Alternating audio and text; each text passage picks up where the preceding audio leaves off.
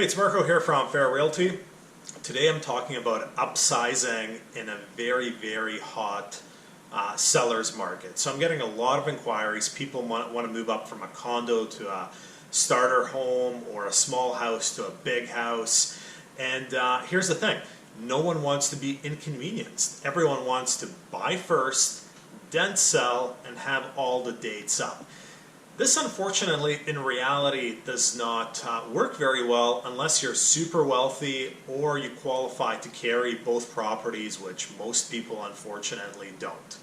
And the reason everyone wants to upsize right now is the market's gone up so much. Everyone has equity in their houses, so they're hoping to take the equity out of their current house, add a bigger mortgage, and get a bigger house. So people approach me and they'll say, okay, well, let's go look at houses, and when we find a house we like, we'll make an offer subject to the sale of ours.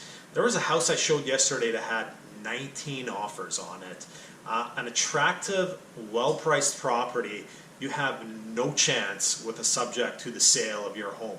Why do you have no chance? Because the seller doesn't want to take a risk. They don't know what you're going to list your property for, when you're going to list the property, and they have all these other clean offers. So the minute you make a subject to the sale of your property offer on something attractive, you have no chance.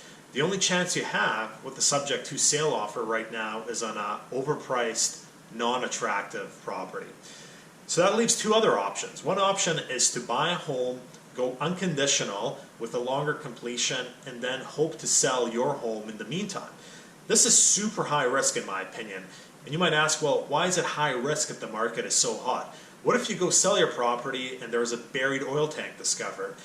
What if you go sell your property and there's a black swan event like an earthquake or a new strain of COVID, and all of a sudden the market drops and you can't sell your property? At that point, if you cannot complete on the purchase, not only do you lose your deposit, the seller could also sue you, etc., etc. It would be so stressful to be in that sort of scenario where you cannot complete on a purchase. Which brings the final option, which no one likes, is sell first with a long completion, then go shopping for a house. Let's say you can't find a house before you have to move out of yours.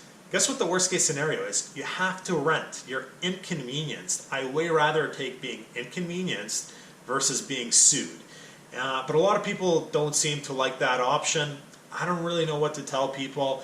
A lot of people are kind of confused as to how other people can swing purchases without selling their house. I'll give you one quick example. I had clients 3 months ago. They sold a house in White Rock for $1.5 million. They had cash. They came to Victoria. They put their stuff in storage. They rented an Airbnb for a couple of months, and they went around making super clean offers, some of them unconditional, until they secured a house.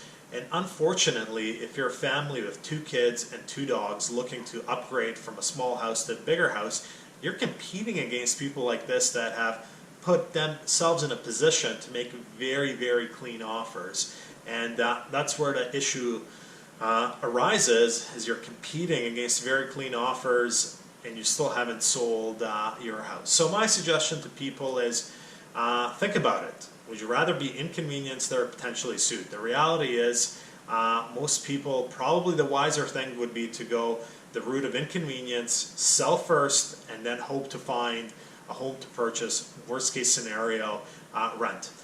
And if you find this stressful or too stressful, maybe the best option is just to sit and wait until the market is a bit less heated, and where a maneuver of upsizing can be carried out with a bit less stress and inconvenience. That's it for this week. Marko, Juras, Fair Realty.